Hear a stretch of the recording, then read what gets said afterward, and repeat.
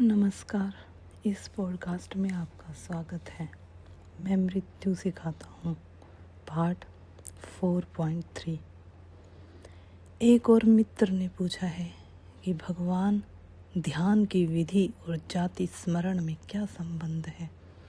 जाति स्मरण का अर्थ है पिछले जन्मों के स्मरण की विधि। पहले जो हमारा हुआ है उसके स्मरण की विधि। ध्यान का ही एक रूप है जाति स्मरण, ध्यान का ही एक प्रयोग है। एपिस्फिक एक खास प्रयोग है ध्यान का। जैसे नदी है और कोई पूछे कि नहर क्या है तो हम कहेंगे कि नदी का ही एक विशेष प्रयोग है। सुसंयोजित नदी का ही, पर निमंत्रित, व्यवस्थित। नदी है अव्यवस्थित, अनिमंत्रित। नदी भी पहुँचेगी कहीं, लेकिन पहुँचने की कोई मंजिल का पक्का नहीं है। लेकिन नहर सुनिश्चित है कि कहाँ पहुँचानी है। तो ध्यान तो बड़ी नदी है, पहुँचेगी सागर तक, पहुँच ही जाएगी, परमात्मा तक पहुँच ही देगा ध्यान। लेकिन ध्यान के और अवतार प्रयोग भी हैं। ध्यान की छोटी छोटी शाखाओं को नियोजित करने नहर की तरह बहाया जा सकता है। जाति स्मरण उसमें एक है। ध्यान की शक्ति को हम ध्यान की छोटी छोटी शाखाओं में व्यवस्थित कर सकते हैं। ध्यान की शक्ति को हम अपने पिछले जन्मों की तरफ भी प्रवाहित कर सकते हैं। ध्यान का तो मतलब है सिर्फ अटेंशन। ध्यान का मतलब है ध्यान। किस चीज़ पर ध्यान देना है उसके बहुत प्रयोग हो सकते हैं। उसका एक प्रयोग जाति स्मरण है कि मेरे पिछले जन्मों की स्मृति कहीं पड़ी है। स्मृति मिटती नहीं, ध्यान रही। कोई स्मृति कभी नहीं मिटती है, सिर्फ स्मृति दबती है या उभरती है। दबी हुई स्मृति मिटी हुई मालूम पड़ती है। अगर मैं आपसे पूछूं कि 1950 में 1 जनवरी को आपने क्या किया, तो ऐसा तो नहीं है कि आपने कुछ भी नहीं किया होगा। लेकिन आप कुछ भी नहीं पाएंगे कि 1 जनवरी 1950 को क्या किया। एकदम खाली हो गया है। 1 जनवरी 1950 का दिन खाली ना रहा होगा। जिस दिन बीता होगा उस दिन भरा हुआ था, लेकिन आज खाली हो गया है। आज का दिन भी कल इसी तरह खाली हो जाएगा। 10 साल बाद आज के दिन का कोई भी पता नहीं चलेगा। लेकिन इसका यह मतलब नहीं है कि 1 जनवरी 1950 नहीं था। न उसका यह मतलब है कि 1 जनवरी 1950 को आप नहीं थे। नहीं, इसका यह मतलब है कि चूंकि आप स्मरण नहीं कर पाते हैं, इसीलिए उस दिन को हम कैसे माने। वह था और उसे जानने का भी उपाय है। ध्यान को उसकी तरफ भी ले जाया जा सकता है, और जैसे ही ध्यान का प्रकाश उस पर पड़ेगा आप हैरान हो जाएंगे। वह उतना ही जीवांत वास्तव दिखाई पड़ने लगेगा जितना जीवांत उस दिन भी नहीं रहा होगा। जैसे कि कोई टॉर्च को लेकर एक अंधेरे कमरे में आए और घुमाए तो वह बाईं तरफ देखे और दाईं तरफ अंधेरा हो जाए, लेकिन दाईं तरफ मिट नहीं जाती है। वह टॉर्च को घुमाए और दाईं तरफ ले जाए तो दाईं तरफ फिर जीवित हो जाती है, लेकिन बाईं तरफ मिट नहीं जाती। ध्यान का एक फोकस है, और अगर विशेष दिशा में प्रवाहित करना हो तो टॉर्च की तरह प्रयोग करना पड़ता है ध्यान का। और अगर परमात्मा की तरफ ले जाना हो तो दिए की तरह प्रयोग करना पड़ता है ध्यान का। इसको ठीक से समझ लें। दिए का कोई फोकस नहीं होता। दिया अनफोकस्ड है। दिया सिर्फ जलता है, चारों तरफ रोशनी उसकी फैल जाती है। रोशनी किसी दिशा में नहीं बहती है, बस बहती है चारों तरफ एक सी। दिए का कोई मुँह नहीं कि यह बहे, वहाँ बहे, यहाँ जाए, वहाँ जाए। इसीलिए जो भी है वह दिए की रोशनी में प्रकट हो जाता है, लेकिन टॉर्च दिए का फोकस के रूप में प्रयोग है। उसे हम एक तरफ सारी रोशनी को बांधकर एक तरफ बहाते हैं। इसीलिए यह हो सकता है कि दिए के कमरे में जलने पर चीज़ें साफ दिखाई न पड़े, दिखाई पड़े लेकिन साफ दिखाई न पड़े। साफ दिखाई पड़ने के लिए दिए की रोशनी को हम एक ही जगह बांध कर डालते हैं, वह टॉर्च बन जाती है। तब फिर एक चीज़ पूरी तरह साफ दिखाई पड़ती है। लेकिन एक चीज़ पूरी साफ दिखाई पड़ती है तो शेष सब चीज़ें दिखानी बंद हो जाती हैं। असल में एक चीज़ को अगर आप साफ देखना हो तो सारे ध्यान को एक ही दिशा में बहाना पड़ेगा, शेष सब तरफ अंधेरा रह जाएगा। तो जिसे सीधे जीवन के सत्य को जानना है वह तो दिए की तरह ध्यान को विकसित करेगा, अन्य कोई प्रयोग नहीं है उसे। और सच तो यह है कि दिए का प्रयोग उतना ही है कि दिया अपने को ही देख ले, बस इतना ही प्रकाशित हो जाए तो काफ़ी है, बात खत्म हो गई। लेकिन अगर कोई विशेष प्रयोग करने हों तो पिछले जन्मों के स्मरण का, तो फिर ध्यान को एक दिशा में प्रवाहित होगा। और उस दिशा में प्रवाहित करने के लिए 2-3 सूत्र आपसे कहता हूँ। पूरे सूत्र नहीं कहता हूँ क्योंकि शायद ही किसी को प्रवाहित करने का ख्याल हो। जिनको हो वे मुझसे अलग से मिल ले सकते हैं, लेकिन 2-3 सूत्र कहता हूँ, समझ में भर बात का आ जाए। उतने में आप प्रयोग न कर सकेंगे लेकिन बात भर समझ सकेंगे। और सबके लिए प्रयोग करना शायद उचित भी नहीं है, इसीलिए पूरी बात नहीं कहूँगा, क्योंकि कई बार प्रयोग आपको खतरे में उतार दे सकता है। एक घटना मैं आपसे कहूँ, उससे ख्याल आ गया। एक प्रोफेसर महिला मुझसे कोई 2 दिन तक, वर्ष तक ध्यान के संबंध में निकट में रही। उसका अति आग्रह था कि जाति स्मरण करना है, पिछला जन्म जानना है। तो उसे मैंने जाति स्मरण के प्रयोग करवाए। मैंने उससे कहा भी कि यह प्रयोग अभी नहीं करे तो अच्छा है, क्योंकि ध्यान पूरा विकसित हो जाए तब तो जाति स्मरण के प्रयोग में कोई खतरा नहीं होता है। लेकिन पूरा विकसित न हो तो खतरा हो सकता है, क्योंकि एक ही जीवन की स्मृतियों को झेलना भी बहुत बोझिल है।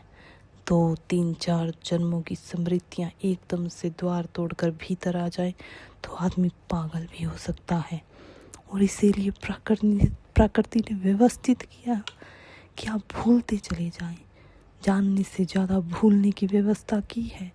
जितना आप स्मरण करते हैं उससे ज़्यादा विस्मरण करवा दिया जाता है, ताकि आपके चित्त के ऊपर ज़्यादा बोझ कभी न जाए। चित्त की सामर्थ्यता बढ़ जाए तो ज़्यादा बोझ झेल जा सकता है, लेकिन सामर्थ्य न बढ़े और बोझ आ जाए तो कठिनाई शुरू हो जाती है। पर उनका आग्रह था, वह नहीं मानी और उन्होंने प्रयोग किया। जिस दिन उनको पहले दिन पिछले जन्म की स्मृति की धारा टूटी, उस दिन रात के कई 2 बजे वे भागी हुई मेरे पास आई। एकदम हालत उनकी ख़राब है, बहुत ही मुश्किल और कठिनाई में पड़ गई है वह। उन्होंने कहा कि अब किसी तरह इनको बिल्कुल बंद हो जाना चाहिए, मैं उस तरफ सब कुछ देखना ही नहीं चाहती। लेकिन इतना आसान नहीं था। नहर को बुला लेना और एकदम से बंद कर देना इतना आसान नहीं है। द्वार टूट जाए तो उसे एकदम से बंद करना बहुत मुश्किल है, क्योंकि द्वार खुलता नहीं, टूटता है। वक्त लगा कोई 15 दिन, तभी वह स्मृति की धारा बंद हो सकी। कठिनाई क्या आ गई?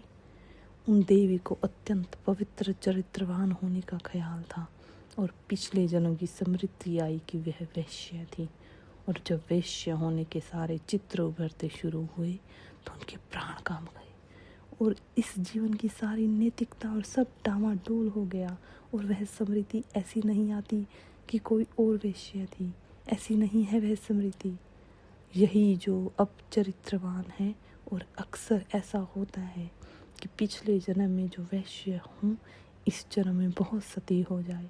वह पिछले जन्म की प्रतिक्रिया है, पिछले जन्म का दुख भाव है, वह पिछले जन्म की पीड़ादायक स्मृति है जो उसे सती बना देती है।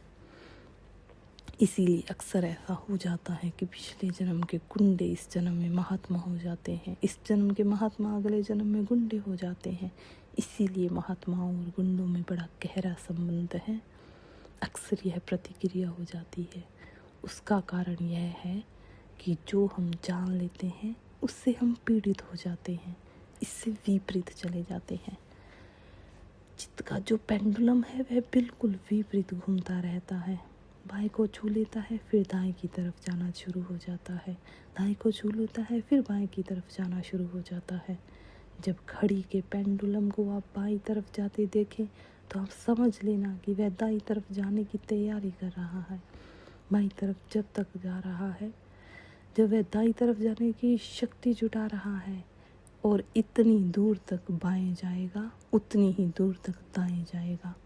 और इसीलिए जीवन में अक्सर ऐसा होता रहता है, बुरा अच्छा बन जाता है, अच्छा बुरा बन जाता है।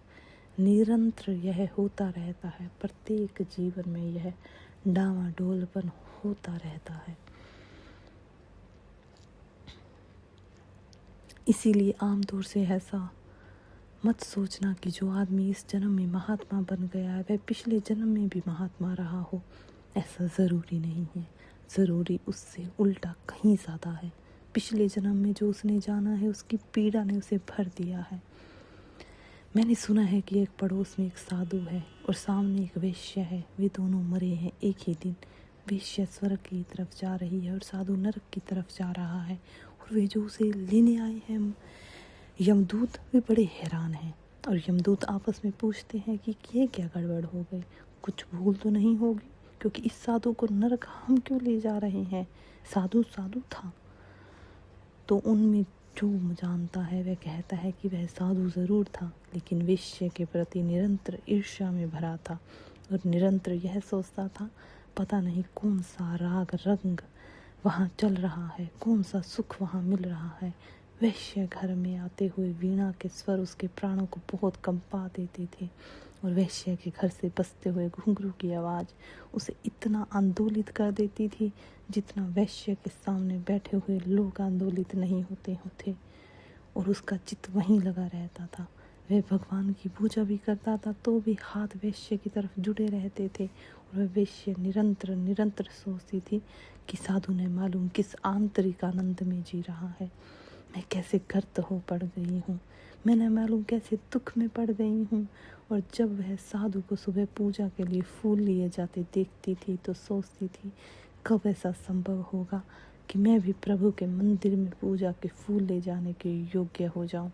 लेकिन मैं तो इतनी अपवित्र हूँ कि मंदिर में जाने का साहस भी नहीं जुटा सकती हूँ। और जब साधु के घर में पूजा का धुआं उठता था और पूजा के दीप जलते थे और पूजा की घंटियाँ बजती थी तो वेश्या किसी ध्यान में खो जाती थी जिसमें कि साधु नहीं खो पाता था। और ऐसा उल्टा होता रहा और वेश्या के निरंतर अर्जन कर लिया था साधु होने का और साधु ने अर्जन कर लिया था वैश्य होने का। उनकी यात्राएं तो बिल्कुल विपरीत थी, बिल्कुल विपरीत हो गई थी। जो बिल्कुल उल्टी मालूम होती थी वे बिल्कुल बदल गई थी। अक्सर ऐसा होता है, इसके होने के नियम हैं। तो उन देवी को जब स्मरण आया तो उन्हें बहुत पीड़ा हुई। पीड़ा यह हुई कि सारा अहंकार गल गया, टूट गया। जो उन्होंने जाना वह कंपा देने वाला सिद्ध था।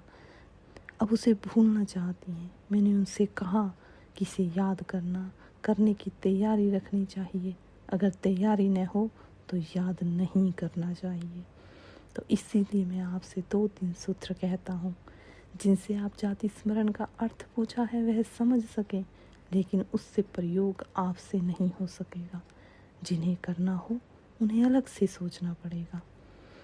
पहले तो बात यह है कि अगर जाति स्मरण में उतरना हो, अतीत जन्म को जानना हो, तो पहली जो ज़रूरी है चित्त की, वह भविष्य की तरफ से चित्त को मोड़ना पड़ता है।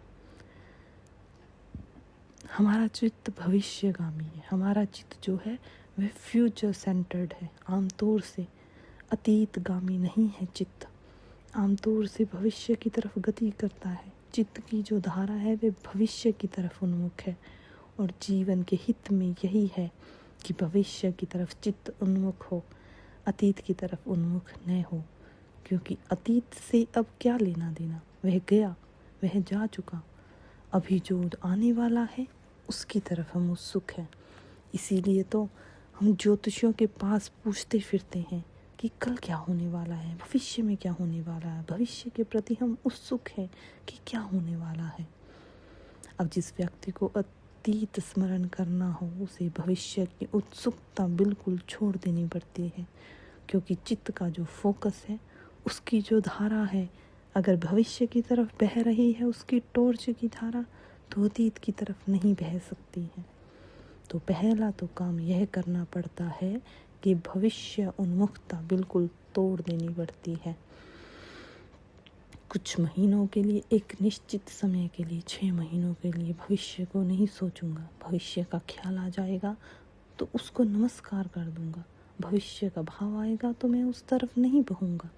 भविष्य है ही नहीं, ऐसा 6 महीने मान कर चलूँगा। अतीत ही है और पीछे की तरफ बहूंगा, पहली बात। और जैसे ही भविष्य टूटता है, चित्त की धारा पीछे की तरफ बहनी शुरू हो जाती है। फिर पीछे की तरफ पहले तो इसी जन्म में पीछे की तरफ लौटना पड़ेगा। एकदम पिछले जन्म में नहीं लौटा जा सकता, इसी जन्म में पीछे की तरफ लौटना पड़ेगा। तो उसकी प्रयोग है कि इस जन्म में हम पीछे की तरफ कैसे लौटे।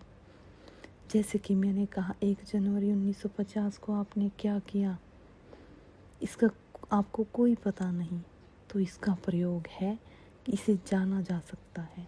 जैसे मैं ध्यान के लिए कहता हूँ, ऐसा ध्यान करें और 10 मिनट के बाद जब ध्यान में चित्त मिल जाए, शरीर शिथिल हो जाए, श्वास शिथिल हो जाए, मन शांत हो जाए, तब एक ही बात चित्त में रह जाए कि 1 जनवरी 1950 को क्या हुआ। बस यह एक ही बात चित्त में रह जाए, सारा चित्त इस पर घूमने लगे। 1 जनवरी 1950 को क्या हुआ, 1 जनवरी 1950 को क्या हुआ, बस एक ही चित्त के चारों तरफ गूंजता हुआ एक ही स्वर। तो आप 2-4 दिन में पाएंगे कि अचानक एक दिन जैसे पर्दा उठ गया और 1 जनवरी आ गई और सुबह से सांझ तक एक एक चीज़ दोहर गई और आपने इस तरह 1 जनवरी देखी जैसे आपने उस दिन भी नहीं देखी होगी, क्योंकि इतना होश आपने उस दिन भी नहीं रखा होगा जिस दिन 1 जनवरी गुजरी थी। इतना होश उस दिन भी नहीं रहा होगा। तो पहले इसी दिन में पीछे लौटकर प्रयोग करने पड़ेंगे। फिर 5 वर्ष तक प्रयोग को ले जाना बहुत सरल है। 5 वर्ष की उम्र तक पीछे लौटना बहुत सरल है, बहुत कठिन नहीं है। लेकिन 5 वर्ष के बाद बाधा बढ़ जाती है। इसीलिए आमतौर से हमारी स्मृति 5 वर्ष की उम्र के पहले की नहीं होती। पीछे से पीछे की स्मृति करीब 5 वर्ष के करीब की होती है। हाँ, कुछ लोगों को 3 वर्ष तक हो सकती है, लेकिन 3 वर्ष से पहले तो बहुत ही मुश्किल बात हो जाती है। तो वहाँ एकदम द्वार अटक जाता है, जैसे सब बंद हो गया हो वहाँ तक। लेकिन जो व्यक्ति इसमें समर्थ हो जाएगा, 5 वर्ष की उम्र तक की किसी भी दिन की स्मृति को पूरा जगाने लगेगा और वह पूरी जागने लगेगी। और फिर उसको इस तरह जांच कर लेनी चाहिए, जैसे आज का दिन गुजर रहा है तो आज के दिन की कुछ बातें नोट करके ताले में बंद कर दे। 2 साल बाद आज के दिन को याद करे, वह सब खो जाएगा आज का दिन। और तब स्मरण करे और स्मरण करके फिर ताला तोड़े और फिर मेल करे कि बात मेल खा गई कि नहीं। और आप हैरान होंगे कि जितनी आपने लिखी थी उससे बहुत ज़्यादा बातें और भी याद आ गई, जो कि आप उस दिन भी नहीं याद कर पाए होंगे। इसको बुद्ध ने नाम दिया है आल्य विज्ञान। मनुष्य के मन का एक ऐसा कोना जिसको उन्होंने आल्य विज्ञान कहा है। आल्य विज्ञान का मतलब होता है स्टोर हाउस ऑफ कॉन्शियसनेस। जैसे घर में एक कबाड़ खाना होता है जहाँ हम सब बेकार की नई चीज़ें, पुरानी चीज़ें डालते रहते हैं, ऐसा चित्त की स्मृतियों को संग्रह करने वाला एक स्टोर हाउस है, जहाँ सब चीज़ें संग्रहित होती रहती हैं जन्मों जन्मों की। वे कभी वहाँ से हटती नहीं, क्योंकि कब ज़रूरत पड़ जाए उनकी, इसीलिए वहाँ संग्रहित होती रहती हैं। शरीर बदल जाते हैं लेकिन वह स्टोर हाउस हमारे साथ चलता है। वह कब ज़रूरत पड़ जाए उसके लिए कुछ नहीं कहा जा सकता। और ज़िंदगी में जो जो हमने किया है, जो जो हमने जिया है, जो जो हमने भोगा है, जो जो जाना है, जो जो जिया है, वह सब वहाँ संग्रहित है। तो फिर जिस व्यक्ति को यह 5 वर्ष तक का स्मरण आने लगे वह 5 वर्ष के पीछे उतर सकता है। कठिनाई नहीं है बहुत, प्रयोग यहीं रहेगा 5 वर्ष के पीछे उतरने का। 5 वर्ष के पीछे फिर एक दरवाज़ा है जो वहाँ तक ले जाएगा जहाँ तक जन्म हुआ, पृथ्वी पर आना हुआ। फिर एक कठिनाई मालूम होती है, क्योंकि माँ के पेट की समृद्धियाँ भी हैं, वे भी मिटती नहीं हैं, उसमें भी प्रवेश किया जा सकता है।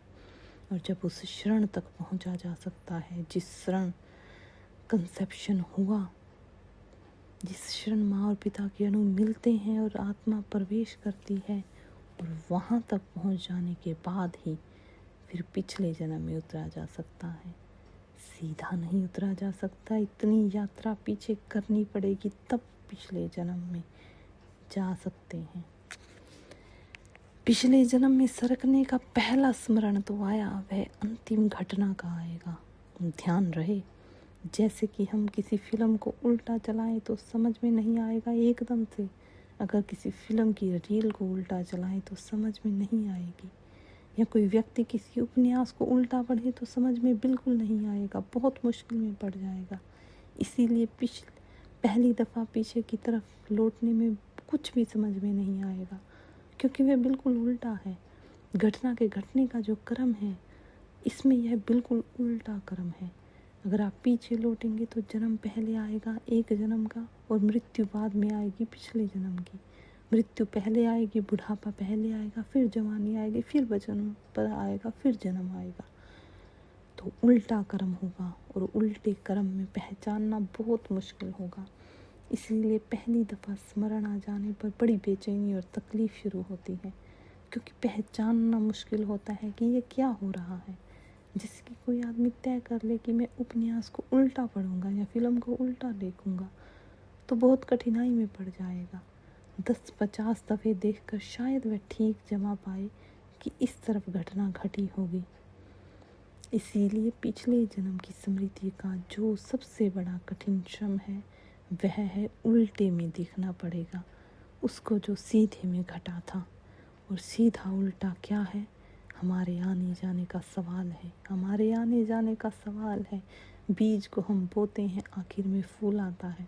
अगर उल्टा लौटना पड़े तो पहले फूल आ जाएगा, फिर कली आएगी, फिर पौधा, फिर पत्ते आएंगे, फिर सिकुड़ कर छोटा अंकुर रह जाएगा, फिर बीज आएगा। और इस उल्टे कर्म का कोई बोध नहीं होता। इसलिए पिछले जन्म की स्मृति को आ जाने पर भी व्यवस्थित करने में बहुत समय लग जाता है। साफ साफ व्यवस्थित करने में किसी घटना घटी होगी उसका तारतम्य रह जाता है। और उल्टा देखना बहुत ही कठिन मालूम पड़ता है। और कभी हमें उल्टे का कोई अनुभव नहीं होता, सीधे ही हम जीते हैं। लेकिन प्रयास किए जाएं तो उल्टे देखकर भी समझा जा सकता है, लेकिन बहुत अद्भुत होगा अनुभव। और अगर हम उल्टा देख सके तो हम बहुत हैरान होंगे, क्योंकि तलाक अगर पहले घर जाए, प्रेम हो, फिर विवाह हो, तो हमको चीज़ें पहली दफ़ा दिखाई पड़ेंगी। यह तो बहुत हैरानी की बात है। तब हमें दिखाई पड़ेगा कि तलाक घटना तो बिल्कुल अनिवार्य था। जिस तरह का प्रेम हुआ था, उसमें तलाक होना ही वाला था, और जिस तरह का विवाह हुआ था तलाक की परिणति थी। लेकिन जब हमने विवाह किया था तब हमने सोचा भी नहीं था कि तलाक घट जाएगा, लेकिन तलाक उसी विवाह का फूल था।